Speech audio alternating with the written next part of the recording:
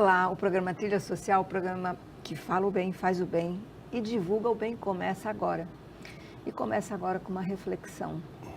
Todos nós estamos no mesmo planeta. Einstein dizia o seguinte, que é mais fácil quebrar um átomo do que um preconceito.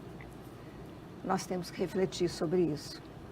E, novamente, quando nós falamos em preconceito, é óbvio que nós solicitamos, né, as pessoas que olhem para dentro de si, olhem ao seu entorno e tenham respeito às diferenças. E também a todo o processo que cada ser humano passa. Cada um tem suas dores, cada um tem uma história. Não tem um ser humano nesse planeta que não tenha sofrido uma dor. Seja ela de que forma tenha acontecido, a dor, ela é inevitável nesse planeta em função de sermos diferentes, os impactos e somos eternos aprendizes. Mas o sofrimento é uma opção. Nós podemos olhar para a dor que nos foi causada e podemos crescer com ela, observar o que causou aquela dor e o que é que nós podemos fazer para ficarmos mais fortes, ou talvez até essa dor tenha sido causada porque nós podemos estar sendo muito rígidos, e quanto mais rígido nós somos, mais fácil de quebrarmos. Ou seja, a rigidez traz raiva, traz uma série de sentimentos que não são favoráveis ao crescimento humano. E quando nós olhamos para os nossos comportamentos, a nossa forma de ser, nós podemos mudar a nossa história. E nós podemos ficar mais fortes, podemos ficar mais abertos, podemos olhar o outro com mais humildade e olhar com mais humildade a nós próprios. E também o auto-perdão. O auto-perdão é algo muito necessário para que a gente possa viver numa sociedade mais amorosa. Isso dentro da nossa família, dentro da sociedade, do nosso trabalho, onde quer que nós estejamos, nós estaremos mais inteiros e assim nós podemos construir essa sociedade tão amorosa, justa e de união, de diálogo, de mediação e de profundo respeito à opinião de cada um, sem que com isso nós precisemos de nos agredir, e sim procurar entender. E tem coisas que nós temos que aceitar. Temos que aceitar quando o outro é do jeito que é. Porque quando você assente isso, quando você aceita, é mais fácil de haver uma transformação.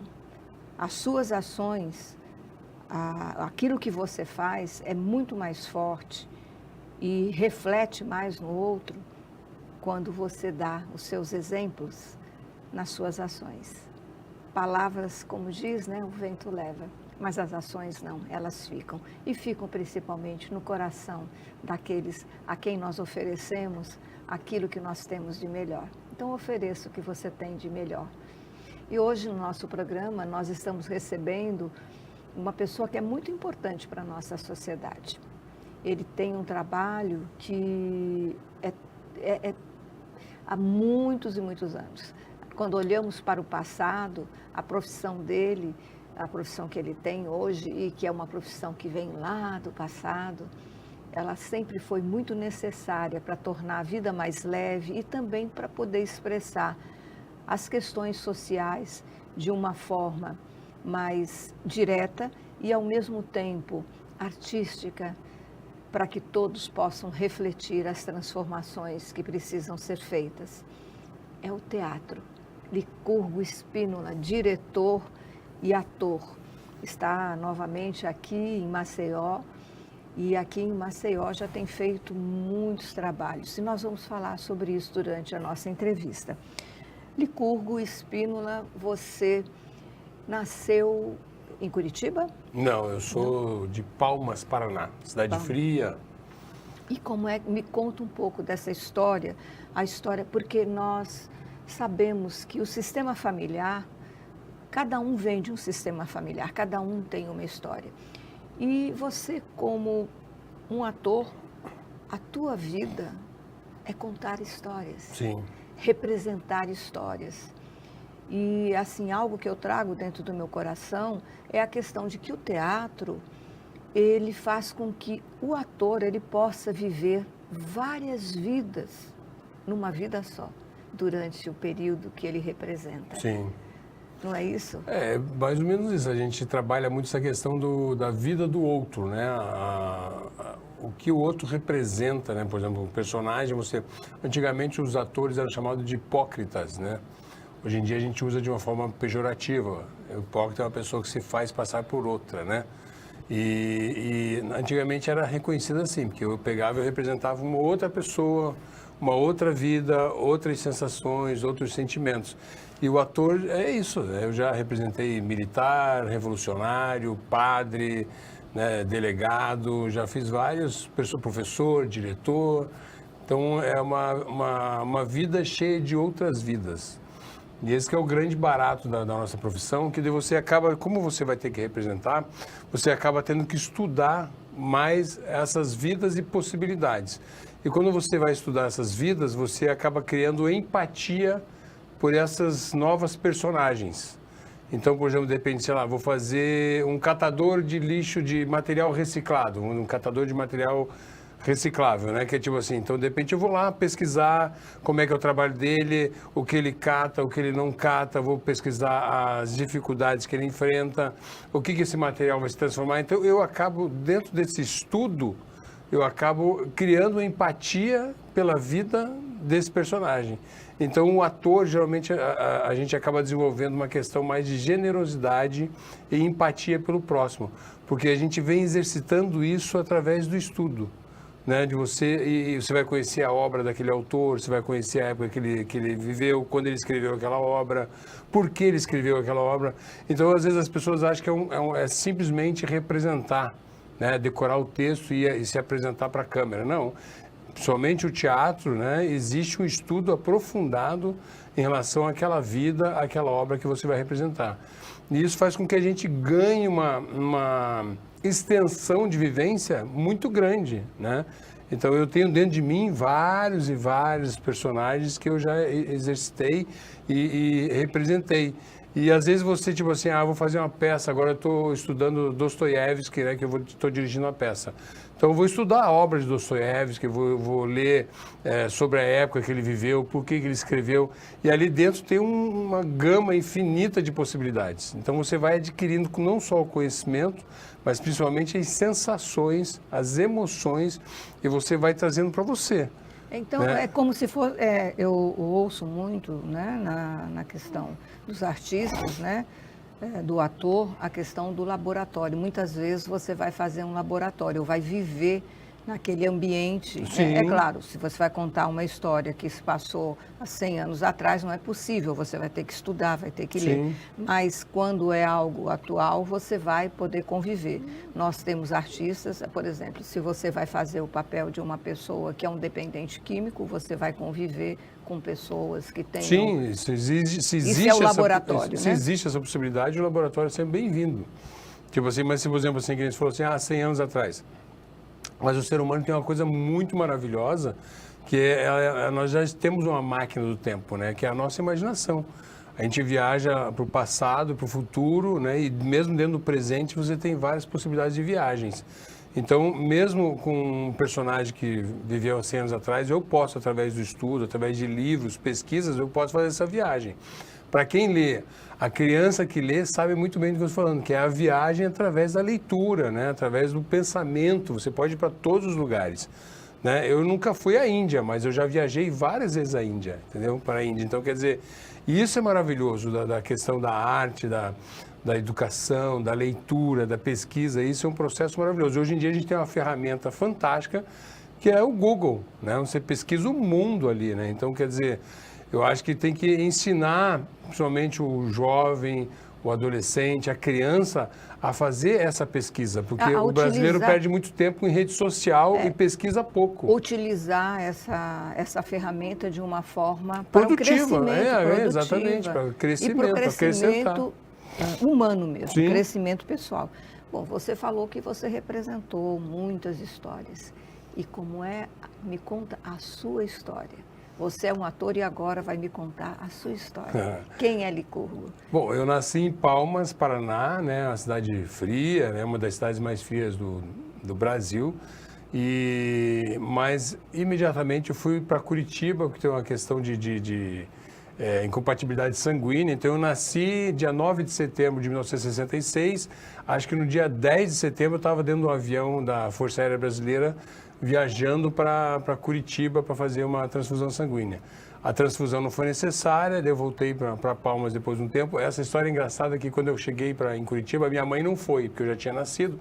Fui eu com meu pai, né, e a minha irmã. E meu pai, quem ficava na cama com o neném era meu pai. E foi um rebuliço pelo hospital militar lá na época, meu pai é militar, que um homem tinha parido uma criança, né? Porque na época as freiras que davam apoio lá no hospital, e ela olhou aquele homem com a criança e perguntou se era do meu pai, e falou assim, é meu, nasceu ontem. E o pai com baita de um bigode, parecendo um curió ali, um curió fora da boca, né? E daí saiu espalhando para o hospital que tinha nascido uma criança de um homem. Então foi um rebuliço. Então eu nasci em Palmas e imediatamente foi para Curitiba. Já nasceu fazendo história? Já nasci em Palmas, já fazendo bagunça, né? Então, quer dizer, foi muito bom esse processo, assim, de você já ter esse movimento, né? Quer dizer, eu com 1 dia, 2 dias de vida já estava dentro de avião fazendo movimento, viajando. E a minha vida é uma coisa meio tipo assim, Gonzaga, né? Minha vida é andar por esse país, né? Para ver se um dia eu descanso feliz. Então, quer dizer, meu processo tem sido esse, né?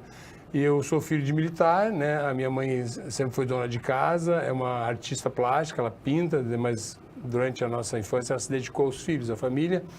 E são quantos irmãos? Nós somos em 5, né? 2 já são falecidos, estamos em 3 agora, né? E fui criado dentro de uma família militar classe média, né? E o processo com a arte, ele demorou um pouco a acontecer, né? Porque eu achava que eu ia ser militar, porque eu sempre fui mais parecido com meu pai, fisicamente, o jeito também, por ter nascido na cidade dele, no hospital dele, pelas mãos dele, que então tinha todo um processo do que chamavam de Janguinho, né? Meu pai era o Jango, e eu era o Janguinho. E por que Jango? Jango é um apelido, na verdade, né? Porque o nome dele é João Maria. João Maria em homenagem ao profeta João Maria, que é um profeta que andava ali pelas regiões dos Campos de Palmas, Lapa.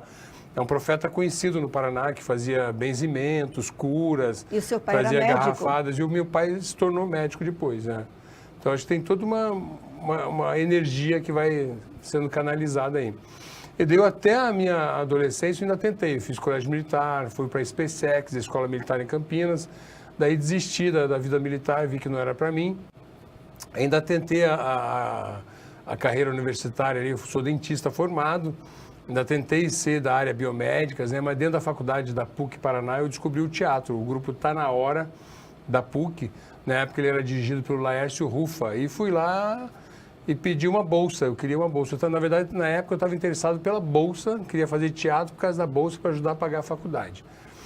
Mas daí fui me apaixonando, fiquei 5 anos no grupo, né? Entrei como operador de som, né? Abaixando o volume, apertando play, stop, na época ainda era fita cassete. Depois de 1 ano fazendo como operador de som, eu entrei no grupo como ator. Daí fiquei mais 4 como ator. E dali eu realmente aprendi o que era teatro, me apaixonei e resolvi que eu queria ser ator. E nessa sua investida, né, de entrar no teatro e fazer, como foi a aceitação do seu pai? Porque ele, como militar, é claro, todo pai tem um sonho, porque os filhos são os sonhos dos ancestrais, são os sonhos dos pais, né? E eles querem se realizar através das projeções, né? Fazem as projeções. E como é que foi quando você decidiu não seguir a carreira, embora você tenha iniciado? No começo, o pai sempre me deu apoio. Quando eu resolvi ir, nós estávamos em Manaus, e quando eu resolvi ir para a SpaceX, a minha mãe ficou assustada. Eu tinha 13 para 14 anos, era muito novo. Meu pai falou, não, se ele quer ir, deixa ele vivenciar isso. E fui. E quando eu resolvi sair, daí a minha mãe falou, não, deixa ele tem que terminar o 2º grau lá. Daí o pai falou, não, ele quer sair, deixa ele sair. Então, ele sempre foi muito assim, tipo assim, a vida é dele, ele que vai escolher. E daí, no começo, quando eu estava fazendo faculdade de odonto, comecei a falar de teatro, ele ficou meio preocupado, tipo assim, teatro, que é isso, para onde vai isso, não sei o que. Daí, quando eu comecei a convidá-los para ver as peças, eles começaram a gostar do movimento, conhecer um grupo, conhecer o diretor, conhecer todo o processo, começaram a gostar. E como eu ainda estava me dedicando à faculdade, né, então realmente para ele foi uma aceitação lenta, mas foi uma aceitação. E daí viajaram de ônibus para ver peça e tudo, nós fizemos até... E logo depois que eu me formei, eu ainda virei tenente do Exército, porque eu fui para o Exército como tenente, né, como tenente dentista. Eu já estava no teatro, ainda estava no teatro, na verdade. Daí eu fiz uma peça chamada Bella Ciao, que é uma peça que fala sobre a imigração italiana, início do século XX, e é um personagem que eu fazia, um personagem anarquista. Era muito interessante isso, que eu fazia um personagem anarquista no teatro e de manhã e de tarde eu estava no Exército como tenente dentista. E nós fomos lá levar a peça dentro da cidade onde eu estava no quartel, a cidade de Palmeira, né, ali no Paraná, perto de Ponta Grossa, perto de Curitiba, e tinha um teatro lindo lá que na época estava abandonado. A gente deu uma mexida, fizemos uns refletores com latas, tal, e levamos a peça que era Bella Ciao para lá na arrecadação de alimentos, que foi muito legal. Chegamos a arrecadar acho que uns 600 quilos de alimentos na época da campanha do Betinho. Isso é muito interessante, a sua carreira, né? A gente percebe que é antigo essa sua vontade de voluntariar, de fazer algo por aqueles menos favorecidos na sociedade. Já é algo que vem da sua alma, né? Já parece que é até um compromisso. É engraçado isso. Eu vi muito, meu pai sempre foi assim, né? Meu pai, como médico, ele era considerado, na cidade dele, lá em Palmas, ele era considerado o médico dos pobres. Ele tinha um hospital e ele sempre oferecia leitos para as pessoas que não poderiam pagar. Às vezes ele mesmo pagava para o sócio dele para ele poder colocar pessoas que não tinham condições. Então, isso foi uma coisa que eu cresci muito vendo isso, né? Essa coisa de ajudar o próximo. Lá em casa, a gente sempre teve muito esse cuidado com o outro, né? Em relação a pessoas mais necessitadas. E isso foi num crescente. E acho que o trabalho com o teatro ampliou mais isso, né? Então, quando a gente estava com a peça montada, eu falei, cara, vamos levar para Palmeira, lá tem um teatro lindo, antigo, e a gente faz arrecadação de alimentos. Era da campanha do Quem Tem Fome Tem Pressa, lembra? Fome Zero. Lembro. E conseguimos arrecadar e fomos de ônibus, e o pai e a mãe foram também. E foi muito legal de ver assim o meu comandante, subcomandante do quartel, todo mundo assistindo ali, e eu lá como anarquista falando mal do exército, falando mal da igreja. Era muito interessante. Era essa questão da arte. Eu estava como personagem, né? Era o Giovanni Baracchetta, era um personagem italiano inflamado, né? Que tem aquela música, oh, bella ciao, bella ciao, bella ciao, ciao, ciao, né? Tem essa música famosa. Então foi um processo. Daí ali eu terminei a faculdade, fui para o Exército, daí terminei o meu prazo no Exército, logo imediatamente, depois a Globo me chamou para fazer oficina da Globo no Rio de Janeiro. Daí fui para o Rio de Janeiro fazer oficina da TV Globo e acabei ficando lá fazendo televisão durante 25 anos. Né? E então foi um processo que foi acontecendo no Grupo Teatro. Eu fiquei 5 anos no grupo, participei de festivais, ganhei melhor ator em vários festivais. Então foram se consolidando, né, vamos dizer assim, esses degraus que eu fui galgando, né? Fui subindo aos poucos até chegar ali no processo da televisão, que é completamente diferente, mas também muito divertido de fazer, muito gostoso de fazer, assim como fazer cinema também. E foi um processo assim de conquistas, né?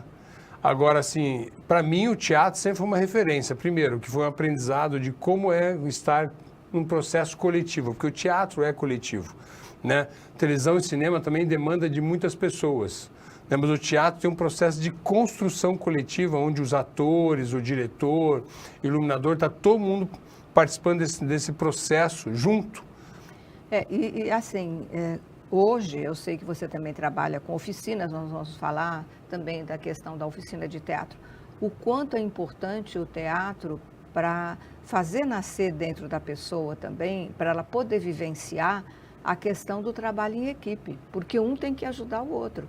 Porque se de repente, dentro da peça, uma pessoa se achar muito mais importante, né? Eu sou mais importante que os outros, isso, em vez de ajudar, atrapalha.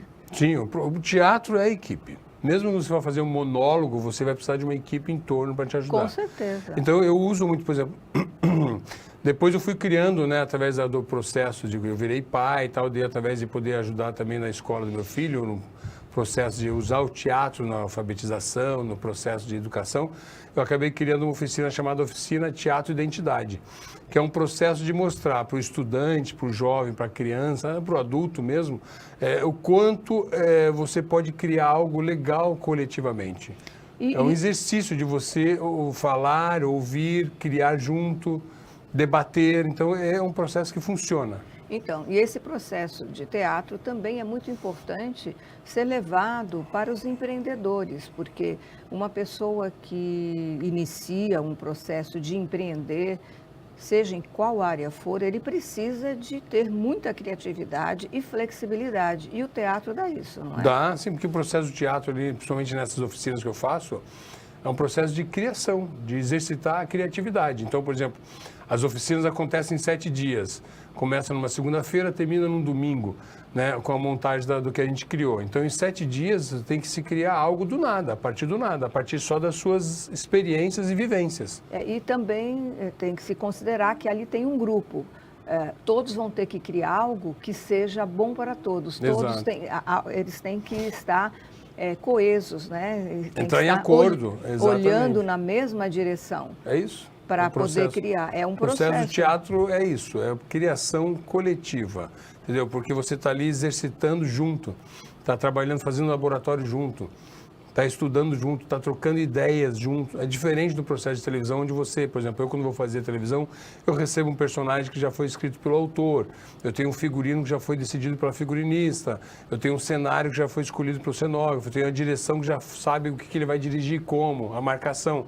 Então eu meio que entro com o meu processo, um processo de, tipo assim, dar vida àquela personagem, mas tem todo um monte de gente em volta que decidiu coisas que eu não participei. Entendeu? Que, tipo assim, às vezes na escolha de figurino você pode dar alguns palpites, mas você não vai poder mudar a palheta de cores, que já tem coisas decididas ali antes de você, né? Então, no teatro, você vai um processo que você vai junto com o diretor, criando coisas. Então, às vezes, são detalhes que você pode enxertar no teu personagem que o autor nem o diretor tinham pensado. E uma coisa importante, você sabe que o Sebrae tem um projeto chamado Empretec. Aqui nós estamos vendo fotos Você fez uma oficina na Vila Emater. Você foi na Vila Emater 2, isso. Isso, aqui em Maceió. Legal. Aí já é a Escola Manuel de Barros, isso, ali no Santos Dumont. Como houve transformações na vida desses jovens.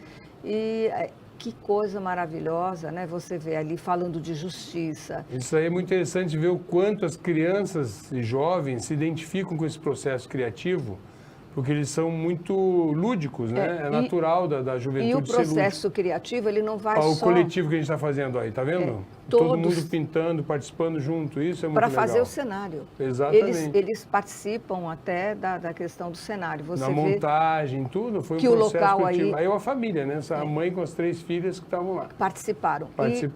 Assim, você vê que é um local simples. Então, muitas vezes as pessoas acham que para poder fazer uma peça de teatro tem que ser algo, tem que ser algo muito rebuscado. Eu estava falando da questão do Sebrae, que tem o Empretec, que também trabalha as questões da criatividade e de você ser estimulado no seu lado empreendedor. Então, eu deixo aqui uma dica. Marcos Vieira, um abraço para você, é o presidente do Sebrae aqui de Alagoas.